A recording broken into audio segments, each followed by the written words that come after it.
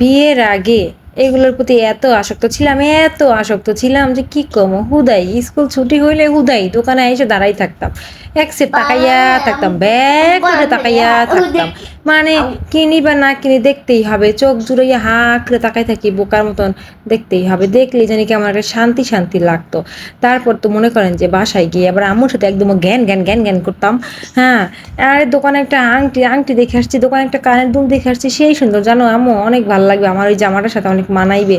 হ্যাঁ, ওই বাড়ির বিয়েতে পরে যাবো। তো এরপর শুরু হয়ে যায় আমার ঘ্যান ঘ্যান করা, আর শুরু হয়ে যায় পাম্পুটি দেওয়া, যত রকমের দুনিয়াতে যত রকমের পাম্পুটি আছে সবকিছু আমি মাকে দেই, সবকিছু মাকে বলি মা তোমার পা টিপ দেবো, মা তোমার চুলে দেখো কি অবস্থা আমি শ্যাম্পু করে দেবো, মা দেখো আমি তোমার সব কাজ করে দেবো। তারপরে মনে করেন যে কিছুতেই মা কোনো আলু পকেই পড়ে না, মা এমন ব্যক্তি, মানে কি বলবো, আমি তো মায়ের পেটে হয়েছি, মা তো আমার পেটে হয় নাই, তাই না? এই জন্য মা একটু আমার থেকে 100 গুণ চালাক হলেও তো হবে, তাই না? আর আমি যে কেমন সেটা আমার মাই খুব ভালো জানে, তাই না? তো এই জন্য মা কিছুতেই আমার আলু পকে একদমই পড়ে না, আমার আলু পকে মনে করেন যে আমি পড়ে যাই।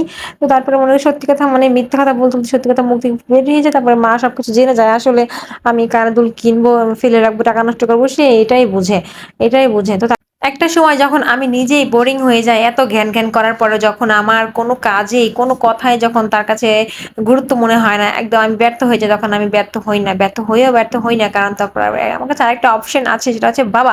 তো তারপরে আমি আমার জ্ঞান জ্ঞান যত আলু পাকা সবকিছু নিয়ে চলে যাই বাবার কাছে।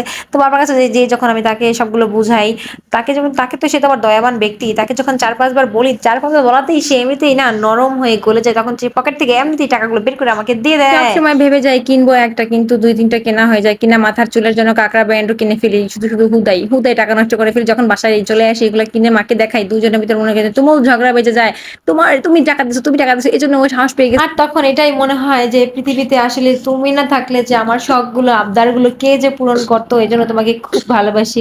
বাবাদের আদর কেন যে এত মিষ্টি লাগে বুঝি না, আসলে অল্পতেই খুব মিষ্টি লাগে, আর তারা খুব অল্পতেই স্বীকার করে, মানে ভালোবাসা প্রকাশ করে এইভাবে, বাবারা আসলে ভালোবাসা এইভাবেই প্রকাশ করে, মুখ ফুটে কিন্তু কখনোই বলে না।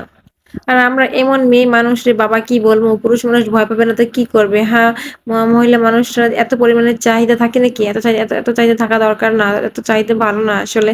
তবু আমাদের শুধু চাহিদা দিন দিন বেড়ে যাচ্ছে। মার্কেটে গেলে, শপিং এ বা কোনো একটা দোকানে গেলে একটা জায়গায় আমরা কিন্তু 3-4টা জিনিস নিয়ে ফেলি, শুধু শুধু অযথাই হুদাই খালি হাতের ভিতরে কামড়ায় শুলায় আর চোখের ভিতরে বিড়বিড় করে, না নিতে পারলে ভালো লাগে না, মনটা ছটফট ছটফট করে।